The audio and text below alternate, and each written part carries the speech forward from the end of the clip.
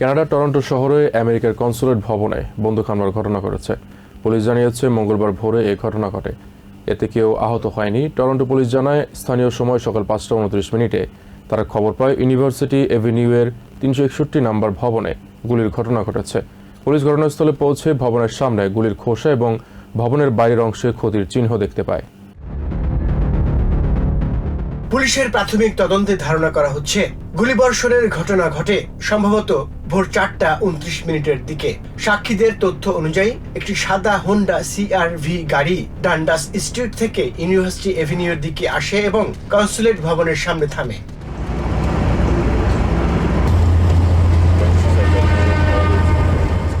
গাড়ি থেকে দুই ব্যক্তি নেমে একটি হ্যান্ডগান দিয়ে ভবনের দিকে একাধিক গুলি ছোড়ে। এরপর তারা আবার গাড়িতে উঠে দক্ষিণ দিকে চলে যায়।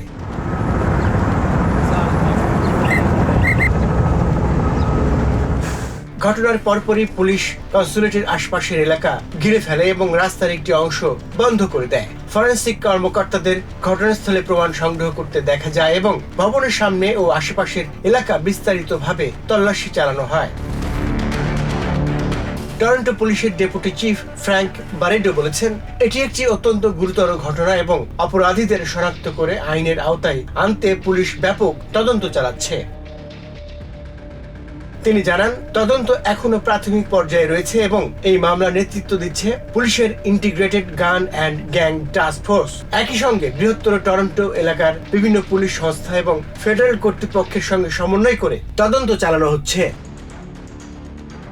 কানাডার ফেডারেল পুলিশ সংস্থা RCMPর কর্মকর্তা ক্রিস লেদার বলেন, ঘটনাটিকে জাতীয় নিরাপত্তার সংশ্লিষ্ট ঘটনা হিসেবে বিবেচনা করা হচ্ছে। এই কারণে টরন্টো পুলিশ, RCMP এবং আন্তর্জাতিক অংশীদারদের সহযোগিতায় যৌথ তদন্ত চলছে। তিনি আরো জানান, তদন্তের স্বার্থে টরন্টো ও অটোয়া অঞ্চলের বিভিন্ন দূতাবাস ও কনসুলেট ভবনের নিরাপত্তা বাড়ানো হয়েছে। বিশেষ করে আমেরিকার কনসুলেট এবং ইসরায়েলের কনসুলেটের নিরাপত্তা জোরদার করা হয়েছে। তবে তদন্তকারীরা এখনো নিশ্চিত করতে পারেননি যে এই হামলার সঙ্গে কোনো আন্তর্জাতিক রাজনৈতিক উত্তেজনার সম্পর্ক রয়েছে। পুলিশ জানায়, একাধিক গুলি ছোড়া হয়েছে এবং ঘটনাস্থল থেকে একাধিক খোসা উদ্ধার করা হয়েছে। তদন্তকারীরা জনসাধারণের কাছে আহ্বান জানিয়েছেন, ভোর 4:30 দিকে যদি কেউ ওই এলাকায় থাকেন এবং তাদের কাছে ড্যাশ ক্যাম বা ভিডিও ফুটেজ থাকে, তাহলে তা পুলিশের কাছে জমা দিতে।